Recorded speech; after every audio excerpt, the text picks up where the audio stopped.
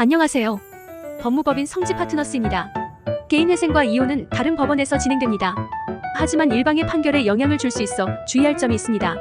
이번 글에서는 개인회생 이혼 시에 발생할 수 있는 문제들을 말씀드리겠습니다. 실제 사례를 통하여 해결 방안도 검토해 보시기 바랍니다. 개인회생 채무가 더 많아야 가능하기에 기본적으로 개인회생이 이루어지려면 채무 액수가 전 재산보다 커야 합니다.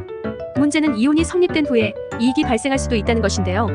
위자료 재산 분할도 재산에 포함됩니다. 이에 이혼 후 의뢰인에게 발생된 경제적 이익이 채무보다 크면 개인회생 신청이 불가능합니다. 그렇기 때문에 개인회생을 먼저 진행할지 이혼을 먼저 진행할지 고민해봐야 합니다. 또한 개인회생 신청 시 가족관계에 대한 소명도 필요로 합니다. 본인의 소득 및 재산 이외에도 배우자의 소득 및 재산도 변제금 산정에 영향을 주기 때문입니다. 특히 이혼 소송을 진행해야 하는 상황일 때도 주의하여야 합니다.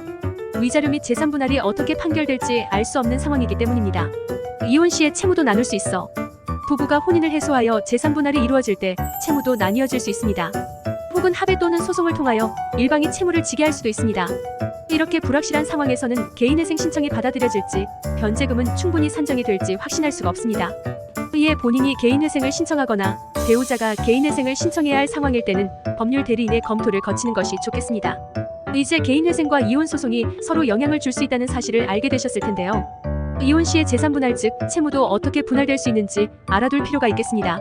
원칙상 채무는 일방의 책임이지만 원칙적으로 부부 각자의 채무는 각자가 부담하여야 합니다. 이에 청산의 대상이라고 볼 수 없어 이혼 시에도 분할이 되지 않습니다. 예를 들어 남편이 사업을 영위하다가 거액의 채무를 지게 된 경우라도 아내에게는 채무를 갚을 책임이 없습니다. 하지만 해당 대출이 부부의 공동재산을 형성하였거나 유지하였을 때는 달리 판단됩니다. 해당 사업이 부부의 공동재산에 포함된다고 볼 수 있다면 채무 역시 청산의 대상이 됩니다. 이를테면 재산분할 시 아내는 대출에 대한 채무도 갖게 되는 것입니다. 그렇기 때문에 이혼 시에 재산분할을 요구할 때는 신중히 판단하여야 합니다. 원칙적으로는 일방이 책임져야 할 채무를 공동으로 지게 될 수도 있기 때문입니다. 이에 대법원은 재산분할 청구 사건은 이혼 이후 당사자들의 생활보장에 대한 배려 등의 부양적 요소도 함께 고려할 대상이라고 판시하였습니다. 이에 재산분할로 인하여 채무초과 상태가 되거나 채무초과 상태가 악화되는 경우에는 채무부담의 경위, 사용처, 채무의 내용과 금액, 혼인생활의 과정 등을 종합적으로 고려됩니다. 개인회생 이혼 사안이 배우자의 채무 문제로 복잡하게 되었다면 이러한 사실을 대리인에게 구체적으로 밝혀 풀어나가야 할 것입니다. 개인회생과 이혼의 문제가 복합적으로 발생할 때는 위장이혼으로 곧잘 오해를 받기도 합니다. 일방이 채무를 지지 않기 위하여 사전에 아내에게 명의를 이전해 놓는 것인데요. 이러한 위법 행위로 개인회생 신청이 불가능해지는 등의 더 큰 책임도 발생될 수 있다는 점을 유의하십시오. 저희 법인에서 해결한 다음의 사례를 참고하여 해결 방법을 확인하여 주십시오. 개인회생이 필요한 의뢰인의 이혼 사례. 결혼생활 10년 차인 의뢰인의 사례입니다. 사업 중독인 배우자와 혼인을 해소하기 위하여 저희 법인을 찾아오셨습니다. 의뢰인의 남편분은 쇼핑몰을 운영하였습니다. 하지만 해당 쇼핑몰은 남편분의 능력만으로 차려진 것은 아니었습니다. 남편분이 직장을 구하지 못하여 시부모님이 도와준 것이었습니다. 걱정했던 대로 남편분은 사업을 잘 알지 못한 채로 시작하여 초반부터 손실이 발생하였습니다. 그때마다 시부모님이 도와주었지만 손실이 커지자 손을 떼셨습니다. 이에 의뢰인은 남편분이 직장을 구하기를 원하였습니다. 하지만 남편분은 남 밑에서 일하는 것이 싫다며 대출을 받기 시작하였습니다. 결국 의뢰인 앞으로 받은 대출도 8천만 원에 이르렀습니다. 쇼핑몰은 폐업 수순을 밟았습니다. 의뢰인 앞으로 재산은 한 푼도 없었고 대출만 있는 상황이었습니다. 의뢰인은 더 이상 배우자의 경제적 무능력을 견딜 수 없어 이혼 소송을 제기하고 싶어 했습니다.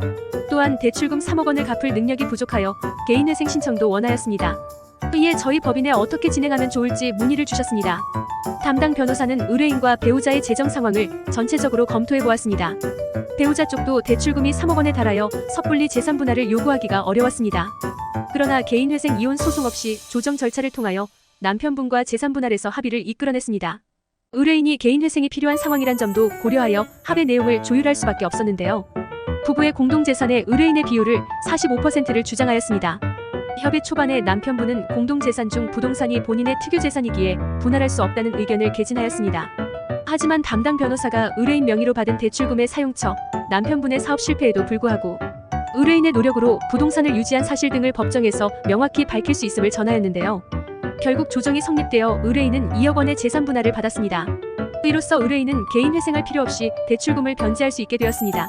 이번 사례는 부부의 공동재산, 일방의 채무 책임, 재산 분할 비율, 개인회생 가능 여부 등의 사안이 복잡하게 얽혀 있어 쉽지 않았습니다.